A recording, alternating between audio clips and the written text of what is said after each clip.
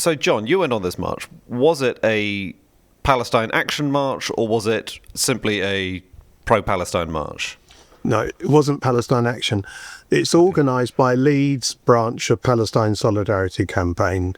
They've been doing them almost continuously since the situation started. And I've been on quite a few. I've not been on all of them, but I've been on quite a few. So, you went on this march. You had a placard with you. We should say at the start of things that it was a joke from Private Eye. Can you just tell us what the joke was, please? Yes, I can. It said at the top, in quotes, Palestine Action Explained. And then underneath it had in sort of on red background, unacceptable Palestine action, spraying military planes with paint. The other bit in green, it said acceptable Palestine action, shooting Palestinians queuing for food. And I should add, actually, underneath I put copyright symbol, Private Eye, number 1653. And that was really the punchline, if you like, for it, because the march was about the denial of food aid too. That was the theme. It was a silent march, and that was the theme of it. Can you tell us in your own words what happened on the day? It was a silent march, which we sometimes do. So it was very solemn, and people were carrying boxes to symbolise the aid that's been denied into Gaza.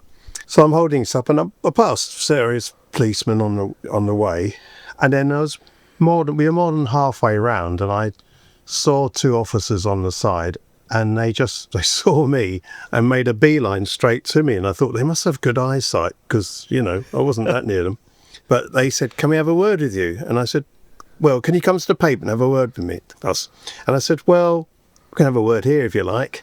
And they said, "No, we want you." So then they just grabbed me by the arms, took me to the pavement. And I'm not quite sure how, but somehow I ended up sitting on the pavement. I think I went a bit limp as they dragged me over. Right. Yeah. And they said, "It's about the placard." And I went, "Oh." I said, "I brought the Private Eye with me," because I thought possibly somebody might say something to me, Yeah. So I said, It's in my rucksack. I can show you Private Eye. It's from that. And at that point, I realised that I had a handcuff on one hand, and they were saying, "You're under arrest under Section 12 of the Terrorism Act." I thought they might say something to me first. Wow. But they just... Yeah.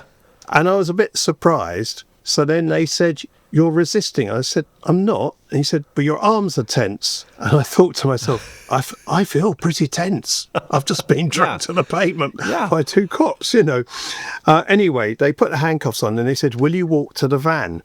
So I said, "Well, I will. If you take the handcuffs off, let me show you the magazine and you can see where it's come, And I kept saying, "It's a cartoon from Private Eye."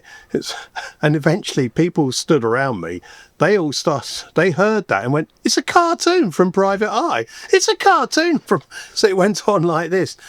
No, they weren't interested. And as I did suggest before, I don't know, but I think they weren't readers and they may not have heard of it. Their loss. Their loss.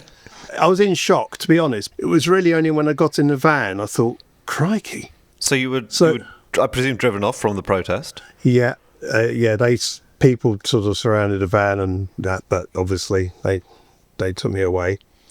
And then lying back in the van, I was on the floor. I said to them, they said, "What's your name?" And it was beginning to sink in then. And I said, "Well, look, take the handcuffs off," because I thought, I'm in the van. I'm not going to get in two burly coppers, And I'll show you that. No. And then, so he found my bus pass and he said, "Oh, you're Alan Farley." Because before that he said, "Well, if you don't tell me your name, what can I call you?" And I said, "Call me sir." And which seemed reasonable enough.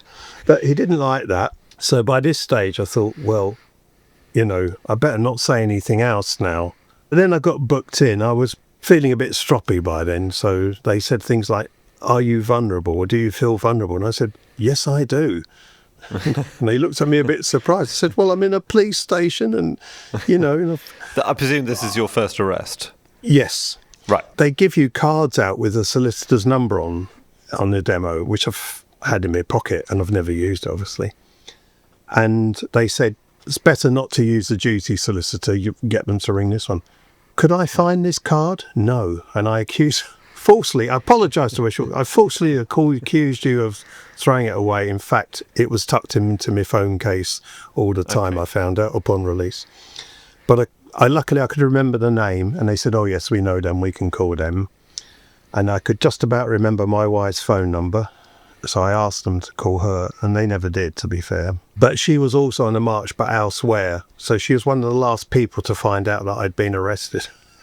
So then they said, do you want to read the police and criminal evidence guidance? And I thought, well, I don't know how long I'm going to be in there, and they won't let me take my copy of Private Eye.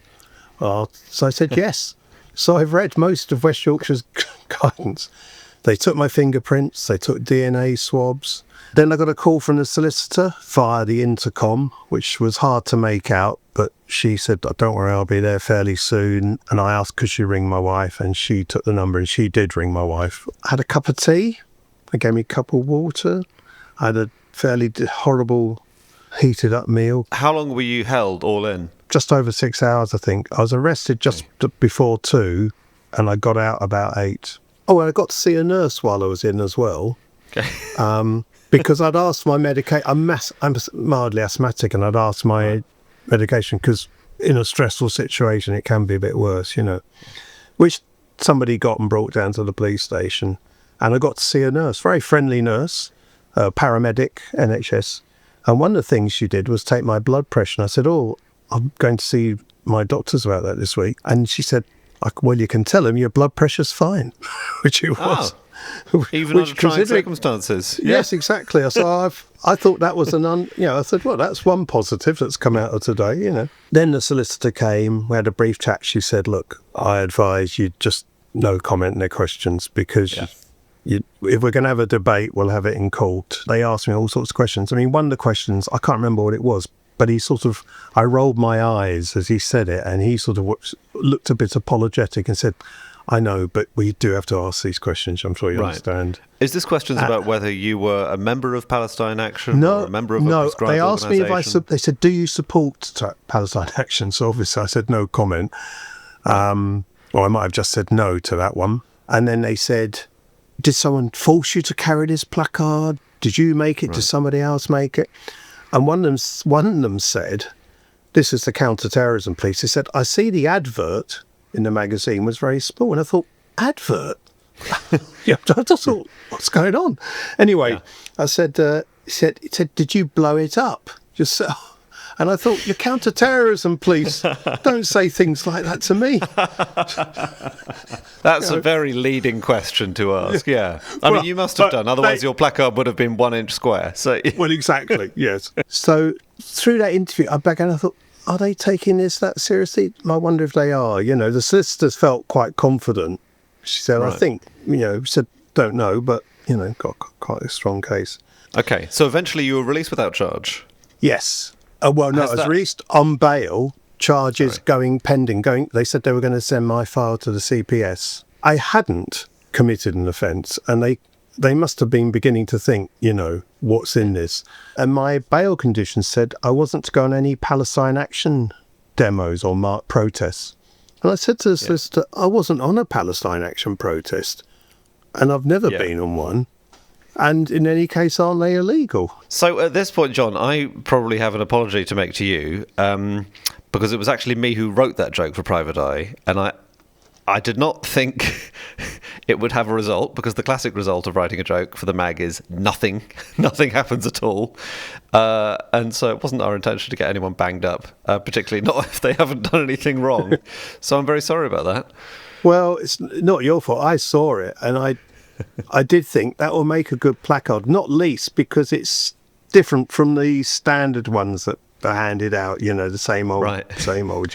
Everybody's heard the same stuff before, and I thought this is a clever and nuanced take, but makes the point really well. Good old Private Eye. It'll have been through the lawyers. What could go wrong, I thought. So did you know about Palestine Action before? Did you know that this group had been prescribed? I'm sure you keep up with the issue in general. I'd heard of them, and I was aware of the prescription. So, and I knew I didn't want to do what other people have done and gone out and saying they support them. But when I saw that and I thought that uses that phrase, but in a different way to make the point about people are being shot queuing for food. Yeah.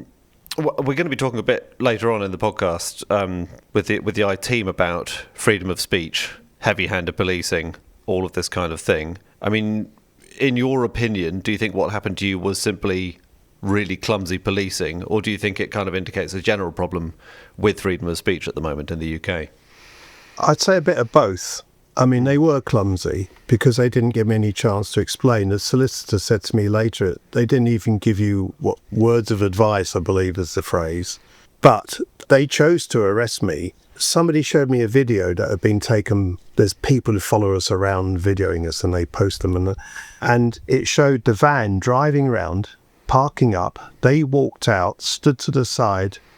And then as soon as I came by, they would come straight out for me.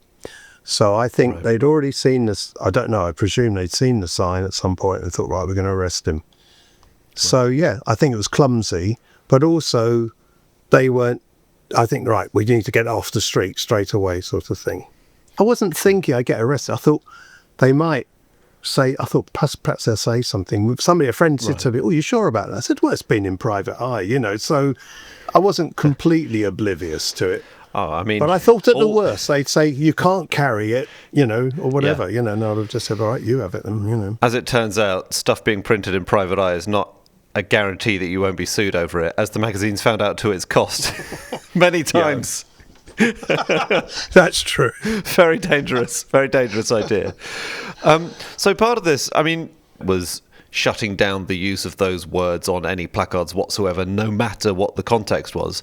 What happened next? Did it work? Has this absolutely been chilled and shut down and the words have never appeared again on a placard? Quite the opposite. Well, on Monday, they rang me at 10:30 and said, no further action's being taken. Okay. I said, would you like that emailed or in writing? I said, write to me. Well, I've had the letter saying that, although it says they still reserve the right to investigate further, But no, quite the opposite. Last Saturday, we had another march, and I reckon there was double the number of people there. My son came along. Friends I hadn't seen for ages came along.